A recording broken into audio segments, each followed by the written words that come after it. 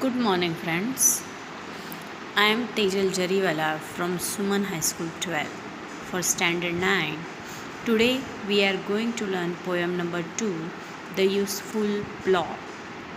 विद्यार्थी मित्रांनो, युजफुल म्हणजे खूप कामाचं आणि प्लॉ म्हणजे नांगर किंवा गुजरातीत आपण त्याला म्हणतो हळ. विद्यार्थी मित्रांनो, ह्या कवितेमध्ये गावाकडचं एक सॉन्ग दिलेलं आहे, ज्यात गावाकडची जी लाईफ आहे, शेतातली जी लाईफ आहे, ती खरंच किती छान असते त्याच्याविषयी खूप छान एक्सप्रेशन्स दिलेले आहेत. चला तर पाहूया poem number 2, the useful plough. सगळ्यात आधी आपण पोएम वाचूया. A country life is sweet in moderate cold and heat. To walk in the air, how pleasant and fair, in every field of wheat. The fairest of flowers adorning the bowers, and every meadow's brow, so that I say, no courtier may compare with them who clothe in grey and follow the useful plow. They rise with the morning lark and labor till almost dark. Then, folding their sheep, they hasten to sleep. Next morning is ringing with birds that are singing. On each green tender bough, with what content and merriment, their days are spent, whose minds are bent to follow the useful plow. A country life is sweet. Country म्हणजे गावाकडची. A country life is sweet. गावाकडचं आयुष्य खरंच किती छान असतं ना.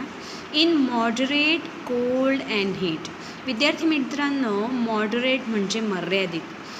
गावाकडच्या लाईफमध्ये सगळ्याच गोष्टी मर्यादित असतात. त्यात कोल्ड अँड हीट, थंडी आणि ऊन देखील. To walk in the air, आणि शांतपणे त्या थंड अशा हवेत चालणं. How pleasant and fair.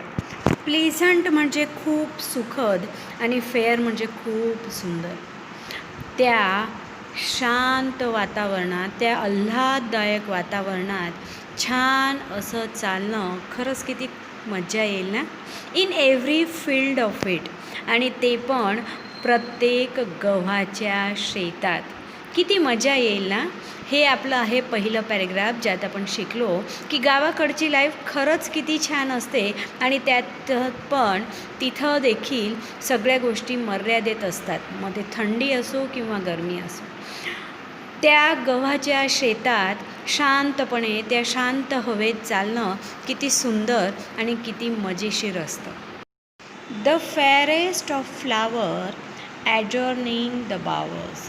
The fairest of flower. Fairest म्हणजे खूप सुंदर. ही एक सुपरलेटिव्ह डिग्री वापरली गेली आहे फुलांसाठी. द फेअरेस्ट ऑफ फ्लावर्स, अति सुंदर असे फुलं. ॲडोरिंग द बावर्स. विद्यार्थी मित्रांनो, टू ॲडोर म्हणजे सुशोभित करणे, आणि बावर्स म्हणजे झाडाखाली जी सावलीची जागा आहे त्याला हे सुंदर सुंदर फुलं देखील खूप सुशोभित करत आहेत. And every meadows bro. Every म्हणजे प्रत्येक, आणि मिडोज म्हणजे गवतासाठी राखलेली जी जागा असते, जे मैदान असतं ते, त्याला देखील ते तितकंच सुंदर बनवत आहे. त्याच्या वरच्या भागावर जेव्हा ते फुलं खूप छान खिललेले असतात. सो दॅट आय से, आणि म्हणूनच मी सांगू शकतो, नो कोर्टियर मे कम्पेअर. विद्यार्थी मित्रांनो, कोर्टियर म्हणजे दरबारी. कुठल्याही दरबारीची तुलना आपण करू शकत नाही विथ देम, त्यांच्याशी. हू क्लोथी इन ग्रे. मग तो दरबारी राजाच्या दरबारातला असेल किंवा बाहेर असलेला वॉचमॅन असेल की जो ग्रे कपडे घालतो, त्याच्याशी देखील आपण कम्पेअर करू शकत नाही. And follow the useful plough, की जो फक्त आणि फक्त त्याच्या प्लॉला, त्याच्या नांगराला फॉलो करत असतो. एका शेतकऱ्याच्या आयुष्याविषयी इथं दिलं गेलं आहे आणि सांगितलं गेलं आहे, they rise with the morning lark.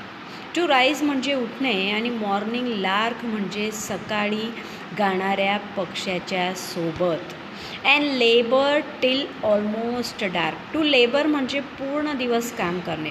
Almost dark म्हणजे सायंकाळपर्यंत. ते रोज सकाळी उठतात त्या छान अशा पक्ष्याचा आवाज ऐकून आणि रात्र होईपर्यंत ते फक्त काम करतात.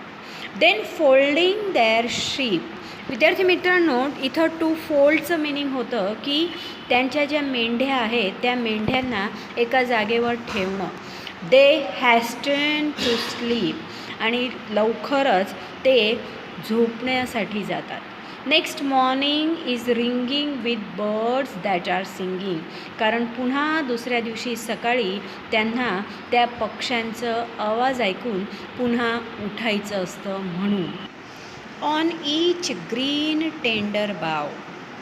त्या प्रत्येक हिरव्या कोमल अशा फांद्या. With what content and merriment. Merriment म्हणजे आनंद आणि कंटेंट म्हणजे सामग्री. ह्या सगळ्या गोष्टी त्यांना किती आनंद देऊन जातात. Their days are spent. Spent म्हणजे खर्च होणे. त्यांचं पूर्ण दिवस हा संपतो. Whose minds are bent. की जे नेहमी झुकलेले असतात. टू फॉलो पाठलाग करण्यात, अनुसरण्यात. The useful plough. त्या नांगराचं पाठलाग करण्यात, त्याला अनुसरण्यातच त्यांचा पूर्ण दिवस हा गेलेला असतो. विद्यार्थी मित्रांनो, एका शेतकऱ्याचं पूर्ण दिवसाचं जे स्केड्यूल आहे ते आपल्याला ह्या पोयममध्ये खूप छान सांगितलेलं आहे. त्यात सांगितलं की गावाकडची लाईफ खरंच छान आहे की जी जास्त गरम नाही किंवा थंडी नाही आहे. त्या गव्हाच्या शेतांमध्ये चालणं खरंच किती छान आहे. नंतर त्यांनी सांगितलं की कुठल्याही कोर्टियरशी, कुठल्याही दरबारीशी तुम्ही त्या शेतकऱ्याला कम्पेअरच करू शकत नाही. कारण ते रोज सकाळी लवकर उठतात. मॉर्निंग लार्क ह्या पक्ष्याचं आवाज ऐकून आणि पूर्ण दिवस काम करून रात्री स्वतःच्या मेंढ्यांना बंद करून पुन्हा ते झोपी जातात. दुसऱ्या दिवशी सकाळी लवकर उठायचं असतं म्हणून. त्या नरम आणि कोमल अशा फांद्या त्यांना आनंद देऊन जातात आणि ते फक्त अनुसरतात त्या नांगराला. विद्यार्थी मित्रांनो, शेवटच्या स्लाईडमध्ये मी तुम्हाला होमवर्क दिलेला आहे ट्रू फॉल्स, जे लिहून माझ्या पर्सनल नंबरवर तुम्ही मला सेंड करायचं आहे.